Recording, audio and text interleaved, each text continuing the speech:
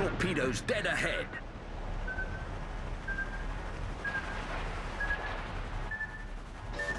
Torpedoes to port. I'm in danger! Give your meat a good old rub. That's it. Nice and hot. Hot and spicy meat. Yeah, boy. Immaginate di portare una Conqueror a tier 5 e di volerla finalmente bilanciare. Il concept è quello di una nave che deve essere molto forte a incendi, ma volete far sì che non sia abusabile e che richieda un po' di impegno per essere giocata. Come prima cosa, allora, per tenere un attimo a bada l'elevata percentuale di incendio, decidete di toglierne una parte dalla batteria principale e di darla invece alle secondarie, in maniera tale che per poter sfruttare appieno il proprio potenziale di incendi, il giocatore debba avvicinarsi ai nemici e avere una build secondaria. Ma non basta. Per far sì che i giocatori siano veramente spinti a giocare a distanze ravvicinate e che non spammino semplicemente HE da bordo mappa, dovete anche togliergli completamente la possibilità di giocare da lontano. Quindi limitate la portata a 15 km e 3, meno del doppio della portata delle secondarie, che è di 8 km e 3. Volete anche che sia una nave con grandi punti deboli che la rendano counterabile e che aiuti il proprio team nei push invece di tentare di sfruttare le proprie caratteristiche da brawl in solitario. Quindi sapete che si fa?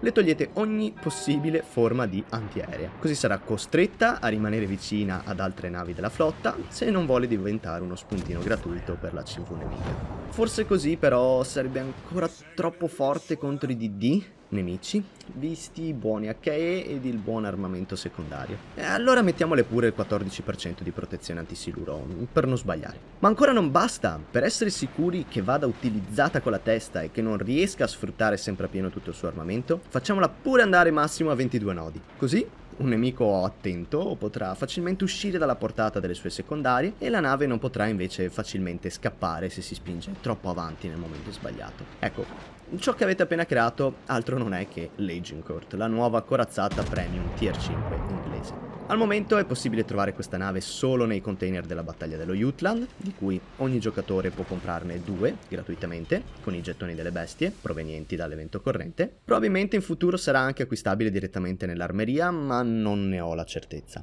Agincourt è una corazzata particolare, con una storia non da meno. Pensate che prima di entrare in servizio ha cambiato proprietario 3 volte. Inizialmente commissionata e comprata dal Brasile, venne poi venduta all'impero ottomano dopo che il paese entrò in crisi finanziaria. L'impero ottomano, dal canto suo, fece addirittura una campagna pubblica di raccolta fondi per poter comprare questa corazzata. Peccato però che giusto 3 giorni prima della consegna della nave in Europa scoppiò la prima guerra mondiale e l'ammiragliato inglese ritenne non esattamente la migliore delle mosse dare una nuova corazzata in mano agli ottomani, decidendo invece di requisire la nave e tenerla per sé.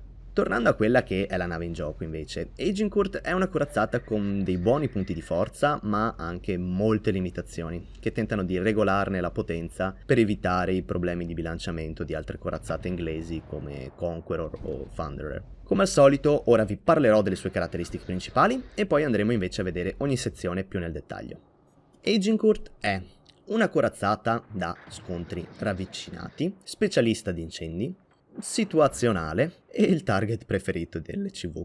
Giocare la Agincourt non è tutto rose e fiori, purtroppo. È una nave divertente, quando può funzionare, ma in certe partite difficilmente riuscirete a cavarne qualcosa, e non tanto per vostri errori, ma per il semplice fatto che l'innata lentezza della nave non si sposa benissimo con la scarsa portata e la sua efficacia a basse distanze.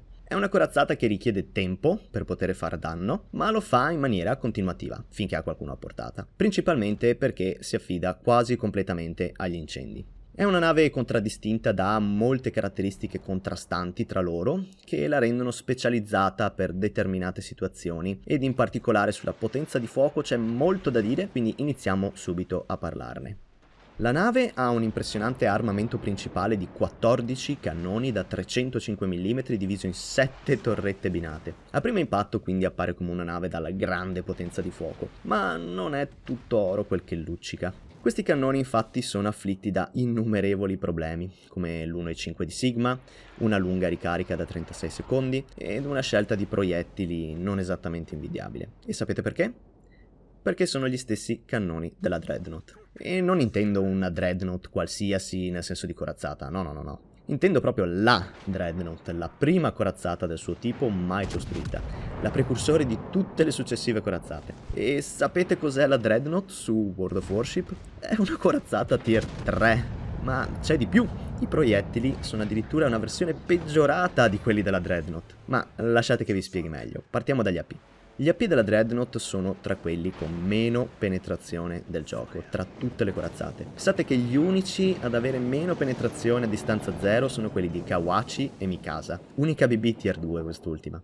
Con l'aumentare della distanza solo altri 2-3 AP penetrano meno dei suoi, e parliamo di proiettili come i 283 della Nassau. Per la Dreadnought questo non è un problema, visto che è una BB tier 3 che può trovarsi massimo contro i tier 4, dove la sua scarsa penetrazione è più che sufficiente e dove il suo calibro overmatcha tutto. Il problema lo abbiamo quando è la Agincourt a sparare questi proiettili. Pensate che la penetrazione è così bassa che la Agincourt stessa non riuscirebbe a penetrare la propria fiancata a 12 km di distanza. E come vedremo dopo non è nemmeno molto corazzata come nave. Pensate quindi cosa può fare con questi AP contro altre BB ben più corazzate di lei, come quelle che si trovano a tier 6 e 7. Quasi nulla. Basta che si angolino un attimino o anche solo che stiano brozze da più di 10 km e gli AP della Agincourt non riusciranno a penetrarle. Ma non tutto è perduto, ci sono pur sempre gli incrociatori e gli AP della Dreadnought hanno anche il fuso corto che viene in aiuto contro queste navi. Giusto? Beh, sì, questo è sicuramente vero per la Dreadnought, appunto, ma la Agincourt ha una versione peggiorata di questi AP. Utilizzano infatti il fuso normale invece di quello corto. Quindi con questi AP è difficile penetrare le corazzate nemiche, ma è anche facile fare overpen ai leggeri incrociatori di tier basso. A parte l'occasionale Citadel su un incrociatore, direi quindi che questi AP sono più che scartabili. Andiamo a vedere quelli che sono invece gli HE. Gli HE della Agincourt sono un misto di caratteristiche tra i forti HE inglesi e degli HE standard. Ancora una volta assomigliano molto a quelli della Dreadnought, ma sono una versione peggiorata. Abbiamo infatti il 31% di probabilità di incendio, l'1% in meno di quelli della Dreadnought e 4400 di alfa. Un valore che, come vi anticipavo prima, appunto è standard per degli HE da 305 mm e che nulla ha a che vedere con il 5200 di alfa che caratterizza quelli della Dreadnought. Fortunatamente però questi HE mantengono la caratteristica speciale degli HE inglesi di penetrare un quarto del calibro, permettendogli di avere una penetrazione di 76 mm, sufficiente per penetrare la Citadel esposta di molti incrociatori di tier basso. Per quanto peggiori quindi di quelli della Dreadnought, rimangono comunque dei buoni HE, con una buona probabilità di incendiare ed un'ottima penetrazione, che ovviamente non si cura della distanza. Senza contare poi che sono 14 per salva, anche se è vero che raramente andranno a segno in molti visto che il Sigma è solo 1.5. Visto il pessimo stato delle AP per il tier e l'ottima probabilità di incendiare per bordata con le HE, e nonché la possibilità di cittadellare gli incrociatori con queste ultime, il mio consiglio è di utilizzare quasi ed esclusivamente le HE. Tanto più perché, come vedremo dopo, anche le ottime secondarie di questa nave vi aiutano ad appiccare incendi, permettendovi quindi, combinando principali e secondari, di tenere costantemente accese le navi nemiche che si avvicineranno troppo. Ultime due caratteristiche dell'armamento principale, prima di passare alla corazza: le torrette ruotano in 45 secondi, un valore nella media, ed i proiettili hanno una velocità alla volata di 831 metri al secondo, un valore decisamente buono che facilita la mira. Parliamo ora appunto di resistenza e corazzatura della nave. La nave ha 48.400 HP, un valore medio per le BB Tier 5, ma che può apparire basso quando scopriamo che la protezione antisilure è solo del 14%. Venire colpito da dei siluri con questa BB vuol dire perdere HP molto velocemente e non poterla recuperare. Purtroppo però stiamo parlando di una BB che va giocata a basse distanze, vicino al nemico, quindi in prima linea, proprio dove venire colpiti da siluri è più probabile. Consiglio spassionato quindi è quello di prendere la skill Vigilanza, che abbinata alla buona manovrabilità della nave ci permetterà di schivare molti siluri in più. La corazza in generale direi che è buona, ma ha punti forti e punti deboli. Partendo dal frontale vediamo che la nave ha uno spartighiaccio da 102 mm, che copre una buona sezione della prua, che diventa poi da 152 mm avvicinandosi alla fiancata. Il resto della prua è da 19 mm, quindi potete essere overmatchati anche da cannoni da 283 mm. Questo schema di corazzatura si ripropone uguale nella sezione di poppa. Il ponte è da 38 mm, un valore eccezionale per il tier, che vi proteggerà da ogni possibile overmatch e da praticamente quasi tutti gli HE, fatta eccezione per quelli delle corazzate e di qualche particolare incrociatore. La parte alta della fiancata è ancora una volta da 152 mm, un valore niente male per essere la parte alta appunto. La cintura corazzata vera e propria invece è solo da 229 mm, un valore non particolarmente elevato soprattutto per un bersaglio grande e lungo come la Agincourt. Questo schema di corazzatura si presenta solido soprattutto quando angolati frontalmente verso il nemico, mentre purtroppo se angolati di poppa potreste subire comunque penetrazioni inaspettate per via della presenza di un enorme gradino nella struttura centrale della nave, creato dalla diversa altezza dei piani di poppa e di prua. Chiudiamo questa sezione con una nota positiva. La citadel della nave è solo leggermente sopra il pelo dell'acqua ed è protetta da una spessa turtleback non overmatchabile, il che significa che non potete essere cittadellati soprattutto quando vi trovate nel vostro ambiente di combattimento ravvicinato. Fate però attenzione perché per quanto non siate cittadellabili, la corazza della nave, come abbiamo visto, non è particolarmente spessa, quindi rischiate di prendervi molti danni da penetrazione se non vi angolate verso il nemico. Ottimo, passiamo ora a parlare dell'antiaerea. E questo è tutto, direi che possiamo passare all'armamento secondario, punto forte della nave. La Agincourt ha a sua disposizione ben 20 cannoni da 152 mm e 10 cannoni da 76 mm come armamento secondario, con 5 km e mezzo di portata di base estendibile fino a 8 km e 3, la portata più lunga che si sia mai vista per delle secondarie a tier 5. Queste secondarie, a differenza di molte altre, non sono solo per bellezza, infatti avendo tutte quante la precisione aumentata, similmente a Massachusetts e Georgia, con una build secondaria fatta come si deve, possono colpire i bersagli per davvero pazzesco, lo so. Queste secondarie non sono solo in ottimo numero, ma hanno anche una ricarica veloce, 4 secondi di base per le 152 mm e 2 secondi e 7 per le 76 mm, ulteriormente abbassabile poi con skill e bandiera. Gli aspetti positivi di queste secondarie però non si fermano qui ed arriviamo ora infatti a parlare del loro punto forte che contribuisce allo stile di gioco della nave, la possibilità di incendio. Di base le 152 mm hanno ben il 12% di possibilità di incendio, mentre le 76 mm hanno il 4%, ma vi ricordo che hanno dalla loro una ricarica molto bassa. Con un'alta precisione, un'alta possibilità di incendio ed una ricarica bassa, ogni nemico che entrerà nel raggio delle secondarie di questa nave può aspettarsi di prendere fuoco dopo poco tempo. Combiniamo l'alta possibilità di incendio delle secondarie con quella delle primarie e avremo un nemico che dopo aver riparato il primo o secondo incendio ne vedrà seguire a ruota 1, 2 o più di permanenti. Motivo in più per lasciar perdere le AP e spammare solo HE con questa nave, come vi dicevo prima. Le secondarie possono anche riuscire a fare dei danni diretti a seconda del genere di nemico che vi trovate contro. DD e incrociatori di tier molto basso verranno penetrati da tutto, DD e incrociatori di tier alto solo dalle 152 mm, così come le corazzate di tier basso. Mentre DD e incrociatori quindi temeranno le vostre secondarie per ogni forma di danno, le corazzate invece dovrebbero preoccuparsi di star per venire bruciate vive tra lo spam di incendi proveniente dalle secondarie e quello delle primarie. C'è da dire che per quanto buona la precisione delle secondarie ancora non basta per colpire spesso e con consistenza i DD nemici, soprattutto se sono veloci, quindi non aspettatevi che le secondarie li disintegrino da sé e dategli una mano con una bordata da 14 HE da 305. Incrociatori e corazzate invece sono abbastanza grandi da non poterle evitare. Come avrete ovviamente capito, a questo punto una build secondaria per questa nave è consigliatissima e direi anche necessaria. D'altronde se non ne fate uso potreste benissimo utilizzare qualsiasi altra nave che sicuramente performerà meglio della Agincourt nei ruoli e alle distanze più classiche a cui una BB si trova spesso a combattere. La mobilità della nave ha i suoi alti e bassi, il raggio di virata in quanto Dreadnought è eccezionale per una BB a soli 670 metri ed anche il timone è buono a 13 secondi e 4. Purtroppo il lato negativo sta nella velocità della nave, di soli 22 nodi, il che comporta più di qualche problema a livello di gameplay.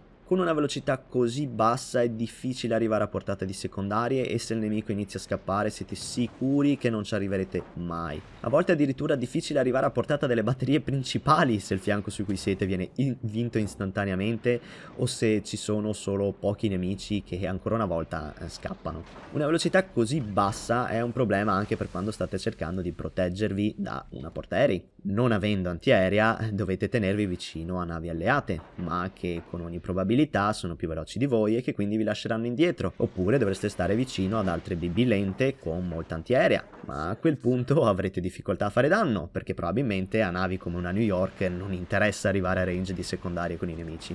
Altro aspetto negativo da considerare è che con una velocità così bassa vi sarà impossibile scappare da un gruppo di nemici che vi insegue, come nello sfortunato caso in cui sia il vostro team a collassare nel fianco in cui vi trovate.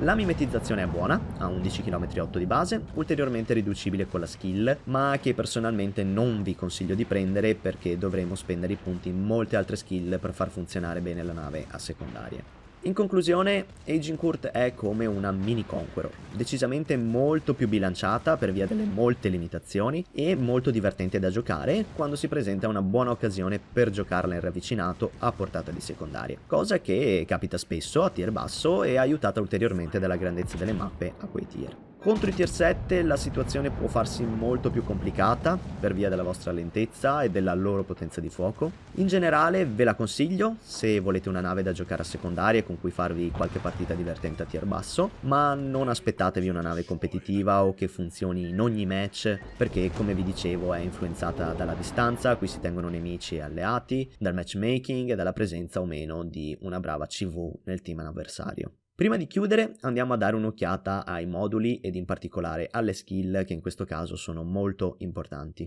Eccoci qui nel porto, andiamo a vedere i moduli. Nel primo slot abbiamo armamento ausiliario modificato 1 perché vogliamo andare a fare una build a secondarie, quindi perdere le nostre secondarie significherebbe anche perdere tutti i punti che abbiamo investito nel nostro capitano. Armamento principale modificato 1 potrebbe anche quello essere utile, visto che le torrette non hanno molta corazza, però è anche vero che ne abbiamo 7, quindi se una viene disabilitata comunque abbiamo ancora disponibile gran parte della nostra potenza di fuoco. Nel secondo slot abbiamo poi sistema di controllo danni modificato 1 e nel terzo slot andiamo a utilizzare modifica alla batteria secondaria 1 che ci permette di avere questo incredibile range delle secondarie di 8 km e 3. Come skill del capitano, nella prima riga andremo ad utilizzare pirotecnico, non tanto per la possibilità di incendio dei cannoni principali, bensì per aumentare la possibilità di incendiare delle secondarie. Nella seconda riga andremo poi a prendere Vigilance perché, come vi dicevo, la nave soffre di una bassissima protezione antisiluro del 14%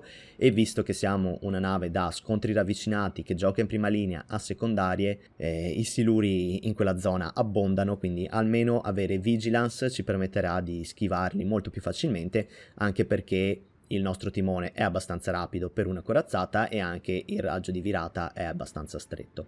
Come skill della terza riga andremo poi a prendere scarica di adrenalina, sempre estremamente utile sulle corazzate e che influisce anche sulle secondarie. Proiettili a lunga gittata per la batteria secondaria, che aumenta ancora di più la distanza a cui le nostre secondarie possono sparare e che quindi ci permette di fare la build secondarie. Dopodiché andremo a prendere puntamento migliorato della batteria secondaria, che rende davvero precise le nostre secondarie, perché in questo momento le build secondarie con secondarie normali, non già con precisione aumentata come su navi ad esempio come Yamato, ecco, a caso, la precisione è davvero bassa. Con la precisione aumentata sulle secondarie possiamo lavorarci sopra e andando a prendere questa skill le secondarie effettivamente colpiranno con consistenza i bersagli nemici.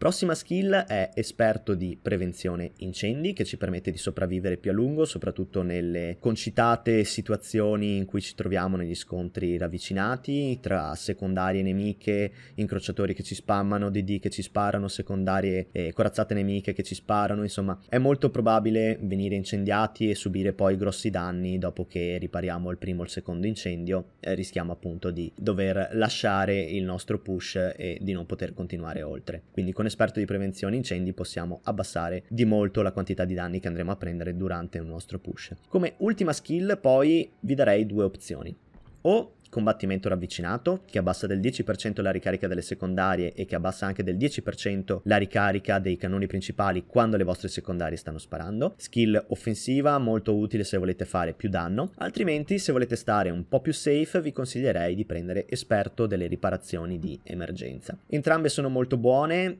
tutte e due molto valide, una è più per una build aggressiva, l'altra è un po' più safe. La mia recensione della Agincourt giunge quindi al termine, spero il video vi sia piaciuto, se così è stato vi chiedo gentilmente di lasciare un mi piace e di iscrivervi al canale se volete vedere altri contenuti simili. Fatemi sapere nei commenti voi cosa ne pensate della nave, se siete riusciti a trovarla nei container gratuiti e quali navi vi piacerebbe vedere nei prossimi video sul canale. A presto!